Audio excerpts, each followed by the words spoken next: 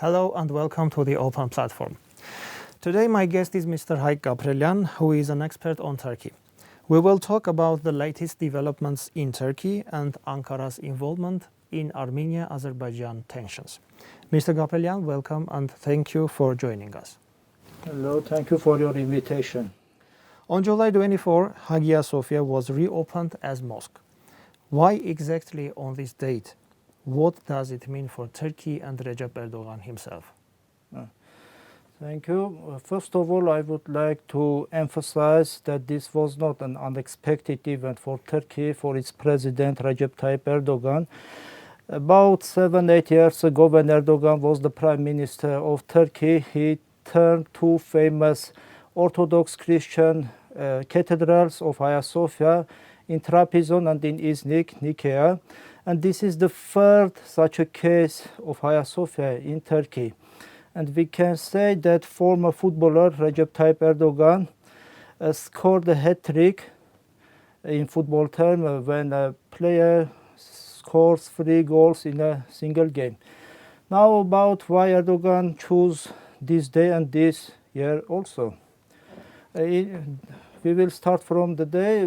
Why Erdogan chose this day? In my opinion, it is connected with the fact that in 1999, Erdogan was released from prison. And as he stated a few days ago, when the Ottomans in 15th century conquered Constantinople, the capital of Byzantine Empire, and converted Hagia Sophia into a mosque, it brought them a great success. And in my opinion, Erdogan now hints that history must repeat itself, and he wants that conversion of Hagia Sophia today will also bring a great success for Turkey, as his release from prison 21 years ago on this day, on this very date, brought Turkey very success. And why he chose this year? In my opinion, the reason is that today Friday, and Friday is a very important day for Islam, for Islamic thought. It's convenient for Friday prayer or Friday worship. And why Erdogan couldn't wait one more year, for example, or last year, why he didn't do the same? Reason, on my opinion, is here that, for example, the COVID-19, which yielded many economical difficulties in Turkey, paralyzed the touristic sector in Turkey. And after a few months, Turkey in these days started to reopen itself for the world. And Hagia Sophia, this cathedral, could be very profitable for Turkish side, because Hagia Sophia is the most prominent touristic destination in Turkey. The last year it had about 3.7 million visitors, and entrance fee is about $10. During 12 years, Hagia Sophia has about 31 million visitors. And why Erdogan didn't want to wait 1 year to stabilize the economy of Turkey or touristic sector of Turkey? For me, it's obviously that the main issue is not in the point that the population of Istanbul feel lack of places of worship, mosques, because the state of Istanbul, which has about 3,500 mosques, ranked first place among 81 states of Turkey. And besides, the last year Erdogan built the largest mosque of Istanbul, Çamlıca Mosque, meant for 63,000 worshippers. And if it's necessary, Erdogan could easily build new mosques in Istanbul or in the state of Istanbul. So what is the reason Erdogan decided to change the status of Hagia Sophia this year, but not before, considering the fact that he is in power since 2003? He had so many years. Because today is Friday. he wait that Friday and July 24 will be in the same day, and that's why he chose this year. There are three important reasons here. First of all is Islamic reason. Why he did so? Because he now is trying to show superiority Islam over Christianity. He showed that whole Christian world was against turning Hagia Sophia into a mosque, but he did so, and he rapidly continues the Islamization process of Turkey, and Cathedral of Hagia Sophia was like a bone on his new or Islamic Turkey. And as we know, Erdogan also wants to become a leader of Islamic world, to be a caliph. And this step is very important in this context. For example, a lot of NGOs and organizations in Africa that are supported by Turkish government now are using this process to portray Erdogan as the leader of Islamic world, as the leader of African continent. And these organizations organize a lot of events to promote Erdogan's unique brand as Islamic leadership. And so the second factor is Ottoman factor, Erdogan's neo-Ottoman views. As we know, Erdogan always glorified the past, the history of Ottoman Empire, and especially the Sultan Mehmed II, who commonly was known as Mehmed Fatih. Fatih means conquer. This Sultan in 1453 conquered Constantinople and converted Hagia Sophia into a mosque. And now Erdogan did almost the same, and he will go down in history as second Fatih, Erdogan Fatih. And third main reason that Erdogan converted Hagia Sophia into a mosque is Atatürk's factor. Mustafa Kemal Atatürk, the founder of modern Turkish state.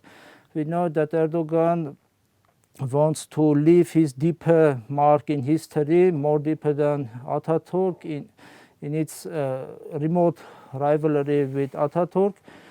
It's known that in 1930s, Atatürk converted Hagia Sophia Mosque into a museum as part of his secularization drive, but then came Erdogan and proclaimed that Hagia Sophia must be a mosque.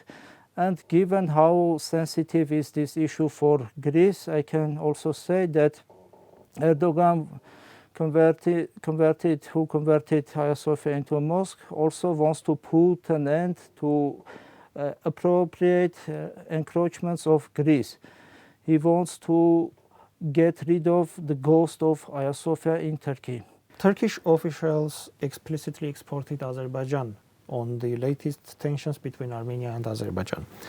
However, Baku delegation still didn't reach any tangible results in negotiations with Turkey. And what can you tell about this opinion and this situation?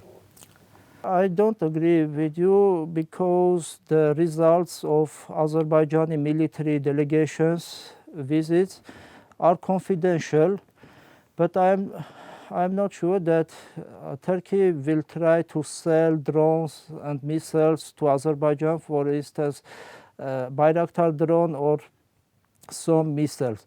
I want to say that Turkey and Azerbaijan signed military agreement in 2010 about strategic partnership, about mutual support, and the third article of this agreement refers to military technical cooperation, and Turkey now is trying to implement only this part, not the second part or second article, because the second article is about collective defense if one of the side is aggressed. And that's why Turkey prefers to do tough statements about Armenia and to fulfill the third article of this agreement, and Turkey is trying to satisfy Azerbaijan. And for me, it's not accidentally that from Turkey side, the most active was the Minister of Defense of Turkey, Hulusi Akar, who made the most written statements about Armenia. Thank you. There were reports that Azerbaijani President Ilham Aliyev lost his confidence and hopes and does not rely on the armed forces, and now is negotiating with Turkey for bringing mercenaries to Azerbaijan. What can you tell about this? First of all, this news isn't confirmed, but if we supposedly think that it is true, I don't believe, because there are several reasons for this. First of all is the factor of President of Azerbaijan, Ilham Aliyev, who has never known as with his Islamic or pro-Islamic activity. Unlike Erdogan, Ilham Aliyev doesn't support Islam. Conversely, he is always afraid of Islamists, of their coming to power, of their influence, and even appearance of Islamic mercenaries in the territory of Azerbaijan will mean for Ilham Aliyev as a threat. And I don't think that Ilham Aliyev wants to see them in his territory. And besides, there is another main reason. We know that in this century, the century of modern technologies, appearance of these mercenaries in the territory of Azerbaijan, and particularly their probable participation in clashes between Armenia and Azerbaijan, cannot be concealed. And it will become a big scandal, and it will be a big blow to image of Azerbaijan, of Ilham Aliyev, of Azerbaijani army. We know that Ilham Aliyev in recent years always has been proud of his army, ranked it among the 50 best armies in the world, and we can now ask what happened with this glory Azerbaijani army, why he started need to these mercenaries. Some experts said that Turkey sent about 2,000 mercenaries from Syria to Libya, but there is a big difference between Libya and Azerbaijan. For example, the army of Tripoli, of the authorities of Tripoli, was destroyed about 1 year's hot battles against the army of Haftar. But we can, and that's why that army needs these mercenaries. But we can't say the same about Azerbaijan. The Azerbaijani army wasn't destroyed during this short time for 3 days clashes, and in this narrow front. It's impossible. So the Azerbaijani army was not destroyed, and it doesn't need these mercenaries. And last point I want to say is that removing Islamist groups operating in Syria from to Libya or to Azerbaijan is not easy process, as can be maybe seem, because despite Turkey wants to create more favorable conditions for these mercenaries, about $2,000 monthly salary, Turkish citizens, and so on. But some of leaders of these groups operating in Syria didn't want to leave Syria and move to Libya. And there were serious disputes between them. And that's why this situation can be repeated in the case of Azerbaijan. Thank you very much. And my last question, there are opinions that Turkey is the most interested party in this conflict escalation in Caucasus and tries to involve Azerbaijan in the war. What is your opinion on this? I don't think so, because Turkey will not benefit from a large-scale war in South Caucasus, because this war can hurt the important infrastructures. I mean gas and oil pipeline, railway, which stretching from Azerbaijan through Georgia to Turkey.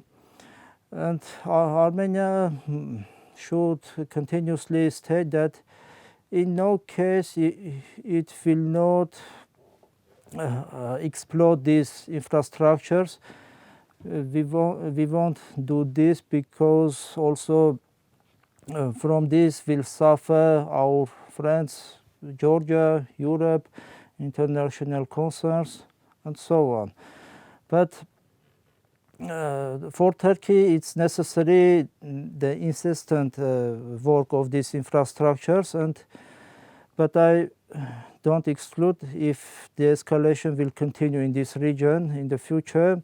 Turkey will try to deploy troops in this region, and this will be a very undesirable scenario for us.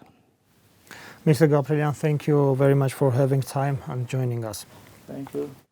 You are watching Open Platform. I am Davit Muradyan, and I was discussing Turkey and its role in the regions with the expert on Turkey, Hayk Gabrielyan.